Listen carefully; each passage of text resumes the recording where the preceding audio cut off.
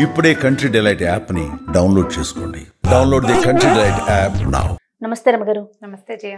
రమగారు, సాధారణంగా మాట్లాడుకునేటప్పుడు బీరకాయ పీచు చుట్టరికాలు, అయితే ఎక్కడో దూరపు చుట్టరికాలు, ఇట్లాంటి మాటలు వింటుంటాం కదా. అసలు బీరకాయ పీచు చుట్టరికాలు ఏంటండి? అసలు ఆ మాట ఎందుకు వచ్చింది? దీని వెనకాల ఏమన్నా కథా కమామిషి ఏమైనా ఉన్నాయా? కథలు ఏముంటాయి? బీరకాయ పీచు అంటే మన అమ్మమ్మ చెల్లెలు, కూతురు కొడుకు, వాళ్ళంతా మనకి పిన్నులు మామయ్యలు అవుతారు కదా. వాళ్ళ ఆడబడుచులు, అమ్మమ్మ చెల్లెలు కూతురు ఆడబడుచు బావ తోడుకోడలు, ఎంత దూరం పోయింది, ఎక్కడికెక్కడికో వెళ్తుంది. కానీ వీళ్ళంతా మనకు తెలిసే ఉంటారు. వీళ్ళంతా మనకు తెలిసే ఉంటారు. ఏవో పెళ్ళిళ్ళకి వెళ్తాము, వీళ్ళు అంతా వస్తారు. నువ్వుటే చిన్నప్పుడు ఇంత ఉండేదానివి అంటుంటారు. వీళ్ళంతా మనకు తెలుసు. ఇప్పుడు ఇదివరకట్లాగా ఏంటంటే మనం గుంపులతో బాగా పెళ్లిళ్ళలో కలిసేటప్పుడు అందరినీ చుట్టాలు, మా వైపు బలగం చాలా పెద్దది. బలగం పెద్దదంటే మన బలగానికి మన ఇంట్లో డజన్ మంది పిల్లలు ఉండడం, వీళ్ళందరికీ భార్యలు, వాళ్ళందరికీ అన్నదమ్ములు, అదే కాదు, చిన్నమ్మమ్మలు, చింతాతయ్యలు, పెత్తాతయ్యలు, మామయ్యల తోడల్లుళ్ళు, మేనత్తల తోడుకోడళ్ళు, వీళ్ళందరినీ కలుపుకునేవాళ్ళం. అదంతా పెద్ద బలగం. వాళ్ళంతా కూడా మనకు అవసరానికి సహాయాలు చేసేవాళ్ళు. ఉమ్మడి కుటుంబాలు ఉండేవి. వాళ్ళ ఇంట్లో పెళ్ళుంది అనుకో, ఒక ఇంట్లో పెళ్ళుంది, ఈ రెండో ఉమ్మడి కూడా వాళ్ళతోటి సంబంధం కలిగిన 10-12 కుటుంబాల వాళ్ళు పోయి అక్కడ పడి పనిచేసేవాళ్ళు. అవును, చుట్రికాలు దూరం అయినా కూడా పనులు పాటలు నడిచేవి. వీళ్ళకి ఏదైనా అవసరం అయితే వాళ్ళంతా వచ్చేవాళ్ళు. ఆ ఇంట్లో బాగా పనిచేయగలిగే వాళ్ళు, సమర్థులు, కొంతమంది ఏమో ఏమంటే మేనేజ్మెంట్ స్కిల్స్ ఉన్నవాళ్ళు, ఈవెంట్ మేనేజ్మెంట్ చేయగలిగిన వాళ్ళు. పెళ్ళిళ్ళకి దగ్గరుంటే ఫలానా పెద్దబాబు, మా పెద్దక్కయ్య గారు పెద్దబ్బాయి అన్ని పనులకి బ్రహ్మాండంగా చేస్తాడు. పెద్దబాబు ఉంటే చాలా ధైర్యం. వాడు హ్యాండిల్ చేస్తాడు అన్ని రకాలు. వంట వాళ్ళని హ్యాండిల్ చేసేస్తాడు, పెళ్లి మండపాన్ని హ్యాండిల్ చేసేస్తాడు, ఏదైనా తగాదా వస్తే దాన్ని హ్యాండిల్ చేస్తాడు. ఫ్యామిలీకి ఒకరు ఉంటారు కదా అట్లా ఉంటారు కదా. అట్లా హ్యాండిల్ చేయగలిగే చుట్టాలని పట్టుకుంటాం. వాళ్ళు మనకు దూరమైనా సరే వాళ్ళతో క్లోజ్ రిలేషన్ మెయింటైన్ అవుతుంది. మా ఊరు పల్లెటూరు కదా. పల్లెటూరు అంటే కొంతమంది కజిన్స్ కలిసి ఉండేవాళ్ళం. మా అమ్మ నాన్నకి సొంత వాళ్ళు లేరు, కానీ ముత్తాత గారి కజిన్స్ మేమంతా ఒకే కుదుట్లో వాళ్ళం, ఒక చోటే ఉండేవాళ్ళం. మా పెద్దమ్మ ఒక ఆవిడ, మా పెద్దమ్మ, 2 పెద్దమ్మలు అన్నదమ్ములకే ఇచ్చారు. వాళ్ళ తమ్ముడు, వాళ్ళకు కూడా సవితమ్ముడట, ఆయన ఓన్ బ్రదర్ కాదు, బాబురావు మావయ్య, చిట్టుకుడూరికే మావయ్య ఆయన. మాకు కనీసం 4-5 తరాల వారుంది వాళ్ళతోటి. మావయ్య అని వెళ్ళిపోవటం ఆయన దగ్గరికి, ఆయన ఆయన కబుర్లు చెప్పేసుకోవటం, పెళ్లి సంబంధాలు చెప్పేయటం. ఎన్ని తరాల వారుంది. బీరకాయ పీచు చుట్టరికమే అది. ఆపేక్షలు ఉంటాయి, దూర బంధువులు. బాబురామాయణ ఇప్పుడు తలుచుకోవడం ఉంటే కూడా నాకు చాలా సంతోషంగా ఉంది. స్వర్గస్థులు అయ్యారు కానీ చాలా ఫ్రెండ్లీయో. పెళ్లిలో ఆయన ఉంటే సందడి, చాలా బాగా మాట్లాడేవారు, అందరినీ పలకరించేవాళ్ళు. అలా మన కుటుంబాల్లో కూడా ఉండే ఇంత దూరపు చుట్టరికాన్ని బీరకాయ పీచు చుట్టరికాలు అంటారు. మన కుదురుని, మన మొదలుని వెతుక్కోవటం, దానికి ఈ బీరకాయ పీచులు చాలా హెల్ప్ చేస్తాయి. నిజమండి, అది తెగదు. బీరకాయ పీచు తెక్కండా ఉంటుంది, దాని సంతోషం వస్తుంది. బీరకాయని ఒలిచామనుకో, దాని మొదలు ఒక దారం ఉంటుంది, అది ఇలా ఇలా ఇలా ఇలా అల్లుకుంటూ చివరి దాకా వస్తుంది. దీన్ని మొదలు కనుక్కోలేం మనం, అల్లికగా ఉంటుంది. కావాలంటే ఎండిన బీరకాయలు, నేతి బీరకాయలతో ఒళ్ళు తోముకునే అలవాటు ఉన్న వాళ్ళు బీరకాయ పీచుతో బాడీ స్క్రబ్గా పనిచేస్తుంది. అవును, అలవాటు ఉన్న వాళ్ళు చూడండి, ప్రయత్నం చేసి.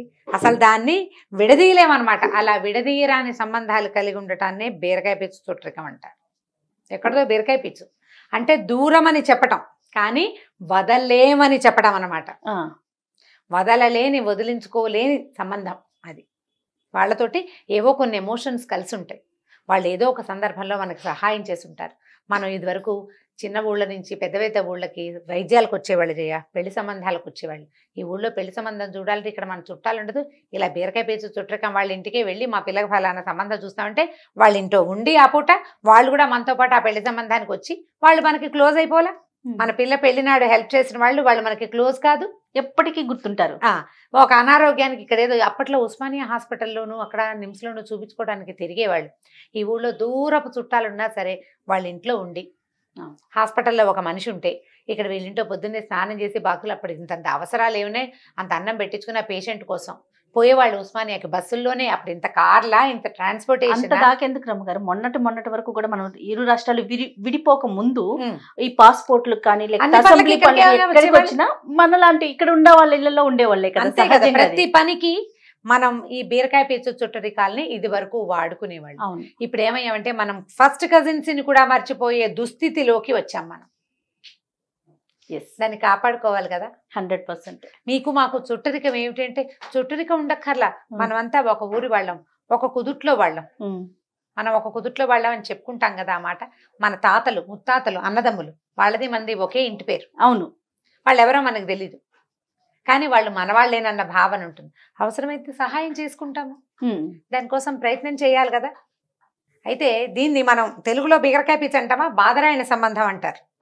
ఇప్పుడు బీరకాయ పీచు సంబంధం లాంటిది బాదరాయణ సంబంధం. బీరకాయ పీచుకి మనకి ఎక్కడో ఒక సంబంధం ఉండాలి కదా, బాదరాయణ సంబంధానికి ఎక్కడా సంబంధం ఉండక్కర్లేదు, చాలా పెక్యులియర్ సంబంధం చెప్తారు. ఆ కథ చెప్తాను. ఓకే అండి. ఒక ఆయన బండి వేసుకుని ఓ ఊళ్ళోకి వెళ్ళాడు. బండి వేసుకుని వెళ్తే సరే ఓ ఇంటి ముందు ఆపాడు. మధ్యాహ్నం వేళ అయింది, భోజనాల వేళ. సరే ఏం చేశాడు, బండి కొంచెం నీడలో ఆపి బండి నుంచి ఎడ్లను విప్పి చెట్టుకేసి కట్టేశాడు. కట్టేసి ఆ ఇంటి వైపుకి లోపలికి వెళ్ళాడు. వాకిట్లోనే అప్పట్లో ఇళ్ళు ఎలా ఉండేవి, కొంచెం వాకిలు కొంచెం దూరం ఉండి, అంటే ఏమన్నా ఆవరణ కాస్త బాగుండి వెనక్కి ఇళ్ళు ఉండేవి. ఒకవేళ పూరిపాక అనుకో, పూరిపాక అంటే మరిగా తాటాకుల ఇల్లు అనుకో, ఇట్లా పంచలాగా దించి వాకిట్లో అరుగులు ఉండేవి. అరుగులు ఉండేవి కదా. అవునండి, అవును. ఆ అరుగు మీద ఆ ఇంటి ఓనర్ రైతు ఒక ఆయన కూర్చుని ఉన్నాడు. ఈయన పోయి ఆయన పక్కన కూర్చున్నాడు. ఆయన ఏమనుకున్నాడు, వచ్చిన ఆయన చుట్టాలైన భార్యకు చుట్టాలు కాబోలు అనుకున్నాడు. కూర్చున్నాడు. ఇంతలో ఏమైంది, ఆవిడ బయట నుంచి వచ్చి లోపల నుంచి వచ్చింది ఆయన భార్య. ఏమయ్యా వంట అయిపోయింది, స్నానం చేస్తావా అని కేకేసింది. చేసేసరికల్లా సరే ఆయన పదండి స్నానం చేద్దామన్నాడు ఆ ఓనరు, ఆ ఇంటి ఆయన. ఈ కొత్తగా వచ్చిన ఈయన ఇద్దరు కలిసి చెరులో వెనకాల నూతి దగ్గరికి వెళ్ళారు. కాసిన వేడి నీళ్ళు ఏవో తోడు అక్కడ పెట్టబడి ఉన్నాయి. కాస్త అంటే కాగులో నీళ్ళు పొంతలో నీళ్ళు ఉంటాయి కదా, అలాగే ఓ గంగాళంలో ఉన్నాయి. చెరుకో 4 చెంబులు పోసుకున్నారు, స్నానం చేశారు. ఆయన భార్య వచ్చి ఆయనకు తువ్వాలు అందిస్తూ ఈ వచ్చిన చుట్టాలు ఆయన కూడా ఓ తువ్వాలు అందించింది. ఈయన ఒళ్ళు తడుచుకున్నాడు. ఆ అంగవస్త్రం తడిసిపోయింది కదా స్నానం చేసరికి, అది పిండి ఆ పక్కన ఆరేశాడు. భోజనానికి రండి అన్నారు. సరే ఈయన పోయి కూర్చున్నాడు. ఇద్దరు వెళ్ళారు లోపలికి. ఆవిడ 2 విస్తరాకులు వేసింది. ఆకులు అరటాకులు విస్తరాకులు వేసుకుని పల్లెటూళ్ళలో కంచాలు పెట్టుకునే గోలే ఉంది. చుట్టం ఎవరైనా వస్తే గబుక్కుని కంచాలు పెట్టకుండా ఆకులు వేసుకునేవాళ్ళు. దొడ్లో ఏవో ఉంటాయి అరిటాకులు అవిను, లేకపోతే మర్రాకులు కుట్టుకునేవాళ్ళు, బాదం ఆకులు కుట్టుకునేవాళ్ళు, కుట్టుడాకులు విస్తళ్ళు దొరికేవి. అప్పట్లో పద్ధతులు అవే కదా. 2 ఆకులు వేసింది, అన్నం పెట్టింది, చక్కగా వడ్డం అయింది, భోజనం అయిపోయింది. భోజనం చేశారు. ఆ ఇద్దరు వచ్చి ఏదో ఆ మాట ఈ మాట, ఊళ్ళో పంటలు ఎట్లా ఉన్నాయి, ఈ ఏడాది వానలు ఎట్లా ఉన్నాయి, ఏమిటి అని సంగతి సందర్భం అన్నీ మాట్లాడుకున్నారు. వాకిట్లో వచ్చారు. అన్న బాగా భోజనం చాలా బాగుందమ్మా, వంట చక్కటి చెయ్యింది, ఇది ఎంతో బాగుందమ్మా అన్నాడు వచ్చిన చుట్టాలు ఆయన. బాగుంది. ఇద్దరు కలిసి వాకిట్లో వరండాలోకి వచ్చారు. మళ్ళీ ఆ వరండాలో ఉన్నాయిగా అరుగులు. సరే 2 చేపలు పరిచున్నాయి. ఈయన సగ భుక్తాయాసం, అమ్మాయి కడుపు నిండా అన్నం పెట్టిందని నడుము వలిచాడు వచ్చిన చుట్టాలు ఆయన. ఇంటి ఆయన కూడా మరి మధ్యాహ్నాలు భోజనాలు చేసి కొంచెం సలబాటు వేళ అయ్యేదాకా కాస్త నడుము వాలుస్తారు. ఈయన కూడా ఇంకో చాప మీద ఉరిగాడు. 4:30, 5 అయింది. ఇద్దరు 1 గంట అరగంట నిద్రపోయారు. కాస్త చిన్న కునుకు తీశారు. ఇంటి ఆవిడ కూడా లోపల ఎక్కడో కునికేసినట్టుంది, బయటికి రాల. ఇద్దరు లేచి కూర్చున్నారు. కొద్దిగా ఆ మాట ఈ మాట లోకాభిరామాయణం మాట్లాడుకున్నారు. మాట్లాడుకున్నాక మరి నేను బయలుదేరతా అన్నాడు వచ్చిన చుట్టాలు ఆయన. అప్పుడు ఈయన అడిగాడు, అంటే ఎవరని అడగలేదు కానీ, జ్ఞాపకం రాలేదు కానీ, ఇంతకీ మీరు మా ఆవిడకి ఏమవుతారు అని అడిగాడు. ఈయన ఏం చెప్పాడంటే, మీ ఆవిడకి ఏమవను, మీకు ఏమవను అనేసరికి ఇంటి ఆయనకు అర్థం కాలే. ఈ ఏమీ అవ్వని వాడు మన వాకిట్లో కూర్చున్నాడు, మన పరెట్టో స్నానం చేశాడు, నువ్వు దగ్గర ఇంటి ఆవిడ పొట్టిస్తే తినేశాడు, మధ్యాహ్నం చాప మీద కునికేశాడు, ఎండవేళప్పుడు వచ్చింది చూడటం. మీరెవరు ఏమిటి అని అడగకూడదు, అట్లా రండి భోజనానికి అనాలి, భోజనం చేసేయాలి. మీ దొడ్లో మంచి రేగి చెట్టు ఉంది కదా అన్నాడు.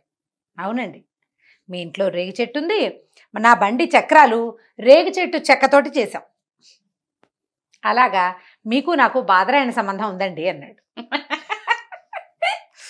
బదరి వృక్షం అంటే రేగు చెట్టు.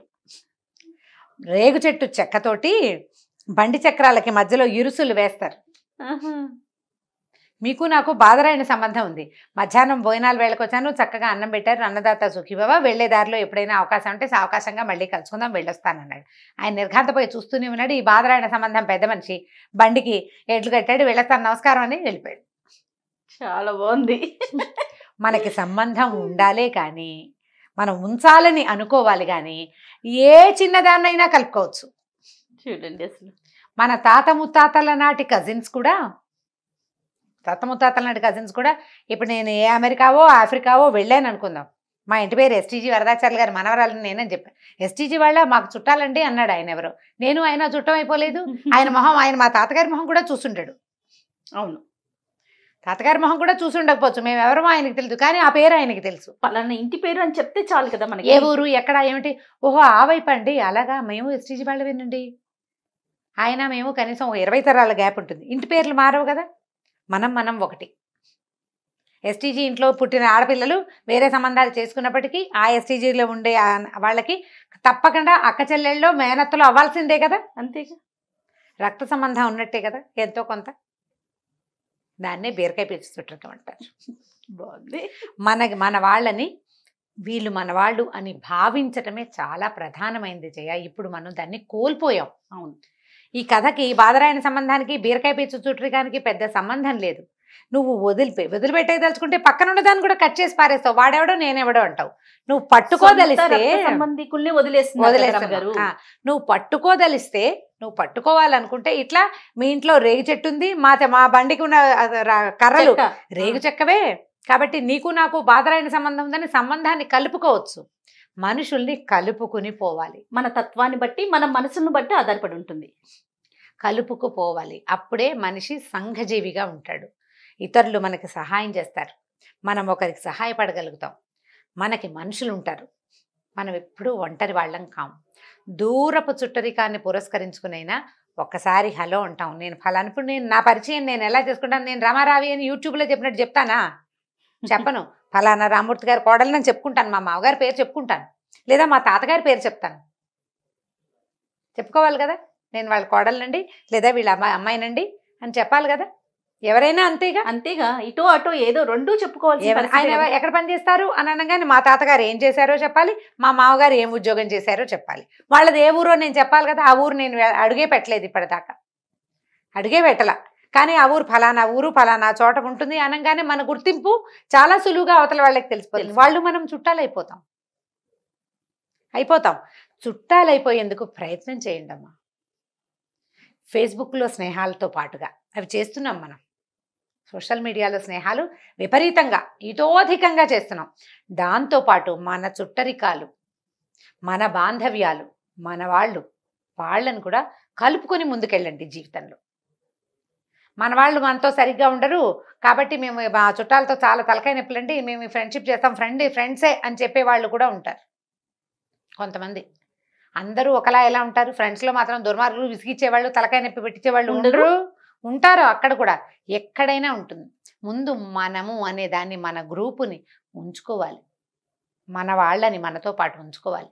వాళ్ళకి హలో అని చెప్పగలిగే అంత మాత్రం అయినా నేను ఫలానా వాళ్ళని, మేము ఫలానా వాళ్ళం, ఫలానా ఊరి వాళ్ళం అని చెప్పుకోవాలంటే మన మొదళ్ళు మనకి తెలియాలి. అది తెలుసుకోండి. అప్పుడు ఎంత బీరకాయ పీచు చుట్టరికమైనా వాళ్ళతో మనకి కొంత రేపో ఏర్పడుతుంది, ఎంతో కొంత. సత్సంబంధాలు కొనసాగుతాయి. రైట్ రామ్ గారు, నమస్తే జయ. ఈ వీడియో కనుక మీకు నచ్చినట్లయితే లైక్ చేయండి, షేర్ చేయండి. మరిన్ని వీడియోస్ కోసం మా ఛానల్ని సబ్స్క్రైబ్ చేసుకోండి.